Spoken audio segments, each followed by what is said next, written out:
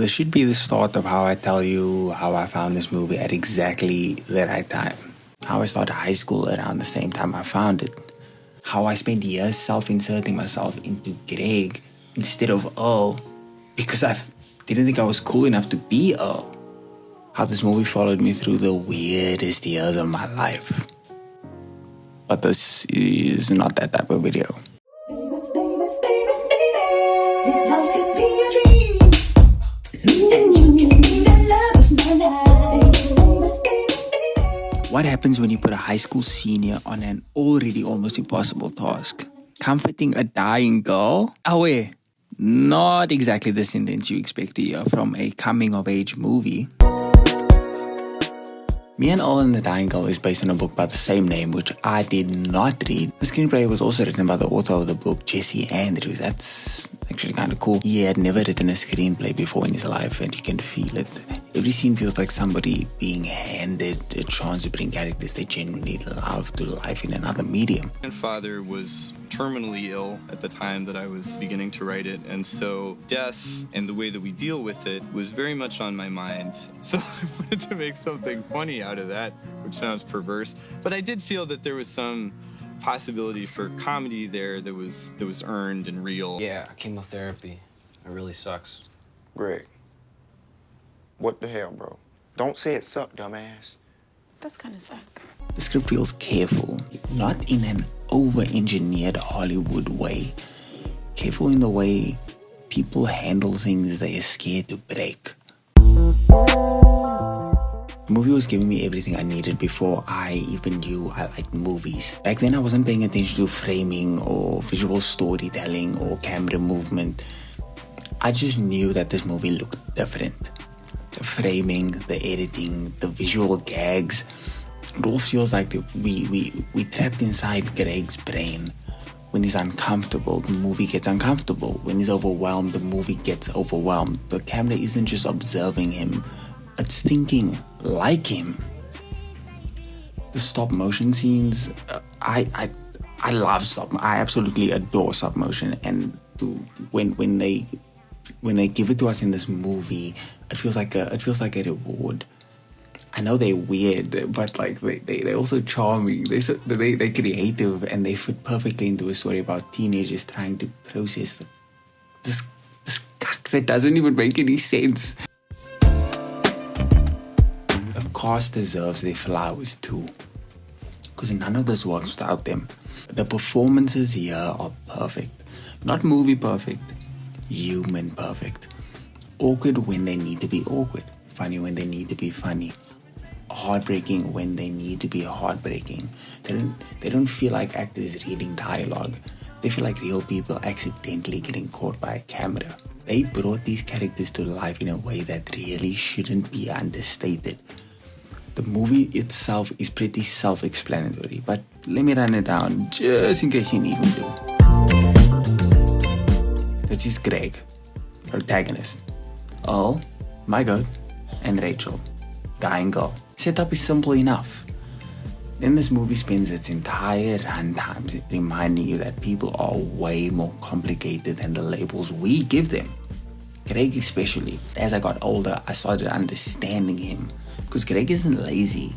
He's scared. Greg is go wherever the wind takes me personified. Actually, scratch that. He doesn't just go where the wind takes him. He tries to become the wind. Present everywhere, attached nowhere, friends with everybody, close to nobody. Then Rachel happens. Suddenly he learns the painful truth. You can't be the wind when people expect you to stay. Madison basically forces this man to make a movie for Rachel.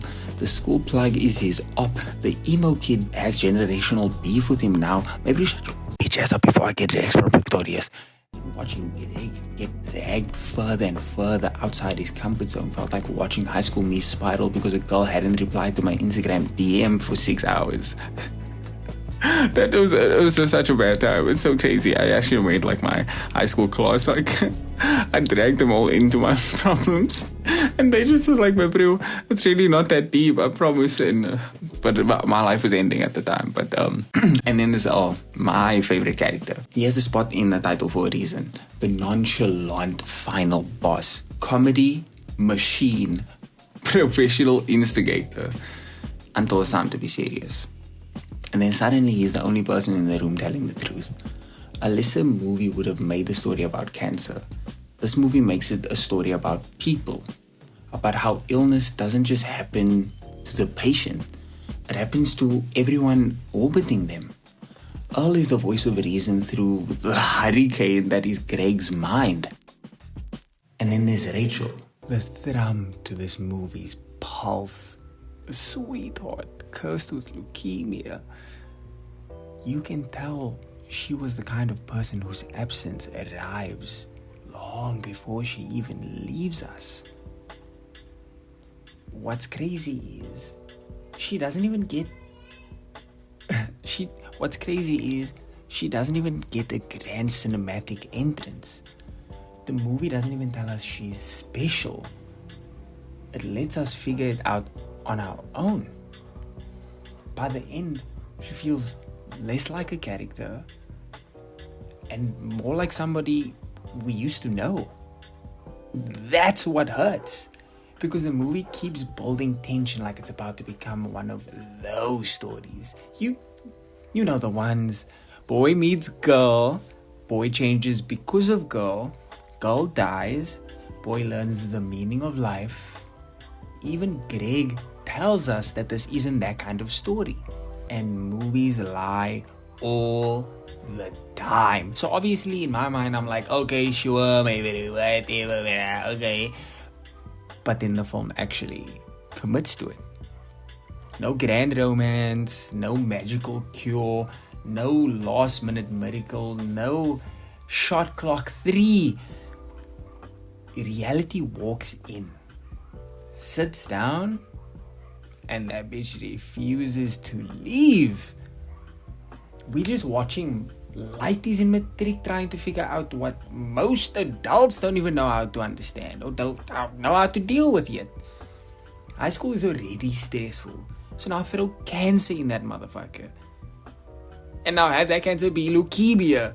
Yeah, you would have folded. Don't lie. I know I would have. Which is why when Rachel inevitably starts giving up, you don't judge her. You understand. This is the first movie to ever break me, and it still does every single